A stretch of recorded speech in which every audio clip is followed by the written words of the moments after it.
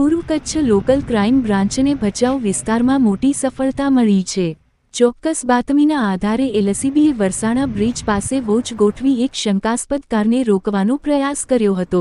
જો કે કાર ચાલક વાહન રોડની સાઇડમાં મૂકી અંધારાનો લાભ લઈ ફરાર થઈ ગયો હતો। કારની તપાસ દરમિયાન વિવિધ બ્રાન્ડનો અંદાજે ₹4,70,000નો ભારતીય બનાવટનો વિદેશી દારૂ, 10 રૂપિયા લાખની કાર અને 5 મોબાઈલ ફોન મળી કુલ ₹14,27,000નો મુદ્દામાલ કબજે કરવામાં આવ્યો છે।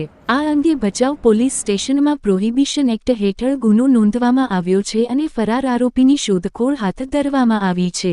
સમગ્ર કાર્યવાહી એલસીબી પૂર્વ કચ્છના પોલીસ ઇન્સ્પેક્ટર જે.એમ. વાળાના માર્ગદર્શન હેઠળ કરવામાં આવી હતી।